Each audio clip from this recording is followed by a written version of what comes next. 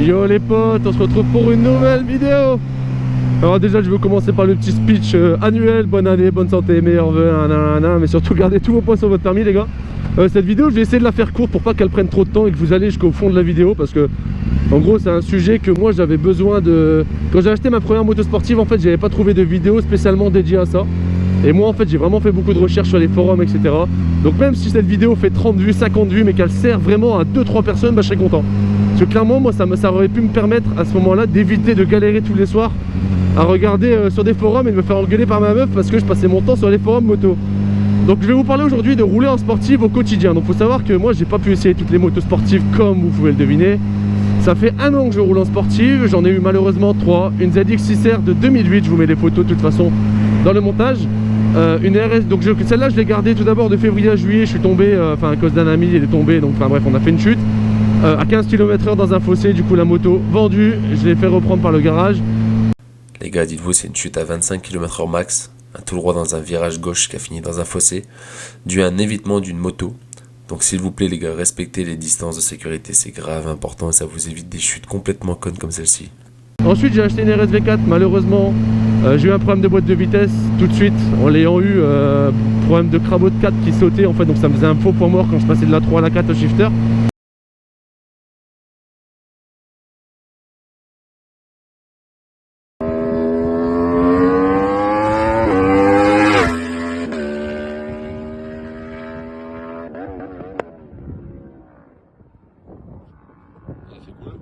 Donc en fait c'était clairement chiant quoi, une moto de 180 chevaux, tu peux pas faire ce que je viens de faire là, passer le shifter et entendre le petit bruit.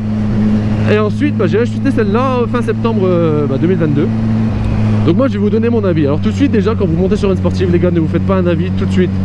Faites rouler.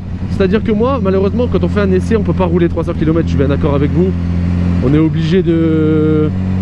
Enfin voilà, on va pas commencer à dire au gars, bah tu sais quoi frérot, tu me la prêtes une semaine, je vais l'essayer, je te tiens au courant si j'aime bien. On peut pas, c'est pas possible, c'est clairement pas possible. Et moi en fait quand j'ai acheté ma Ninja, je l'avais pas essayé parce qu'il pleuvait le jour où je l'ai acheté. Et en fait finalement le gars, on avait des connaissances en commun, etc. Donc ce que j'ai fait c'est que j'ai dit, bah tu sais quoi frérot, je te fais confiance, t'habites à côté de chez moi, il n'y a pas de problème, tu vois, le gars, tu vois un peu à la des gars aussi, et là tu vois je pouvais avoir confiance. Et même si on sait jamais, faites quand même attention. Et en fait quand j'ai été la récupérer, vraiment les gars je vous mens pas, je suis parti d'ici, je suis arrivé au niveau du panneau publicitaire, j'ai fait un tournant en freinant, je me suis dit mais c'est pas possible, je vais pas pouvoir m'habituer à cette moto. Faut savoir que je fais 1m90, 100 kg merci les fêtes de fin d'année, et je me suis dit ce n'est pas possible, clairement c'est pas possible, je vais la vendre, c'est pas une position agréable, c'est pas, je comprends pas comment les gens font pour prendre du plaisir avec ça, etc. Et en fait j'ai été chez Kawasaki, du coup chez JFK pour ceux qui connaissent sur le Dunkerquois. Et la fille du patron de Jocelyn m'a dit bah écoute tu verras au bout de 300-400 km tu auras appris tes aises avec la moto et tu auras du mal à repasser sur une moto droite.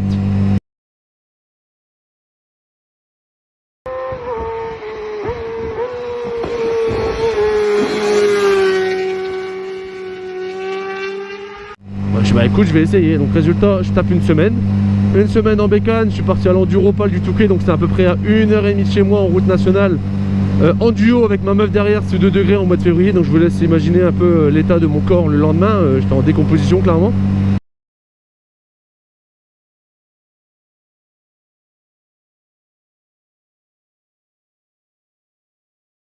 Et ben après cette balade, je pense que j'ai tellement souffert sur cette balade que derrière, plus jamais eu aucune douleur sur aucune de mes sportives.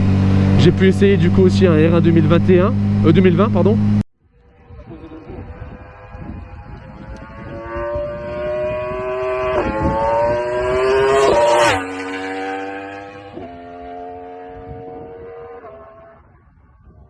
Zéro douleur, hein, position similaire à peu près à la RSV4 je dirais, parce qu'à ce moment là j'avais la RSV4, enfin pendant la semaine où j'ai eu la RSV4. SPDRR, je trouve que niveau du guidon, c'est la meilleure. Parce que t'es vraiment, enfin regardez, moi après je suis grand mais regardez, je roule comme ça, je suis loin, je suis vraiment droit là, je suis droit comme un roster. Hein.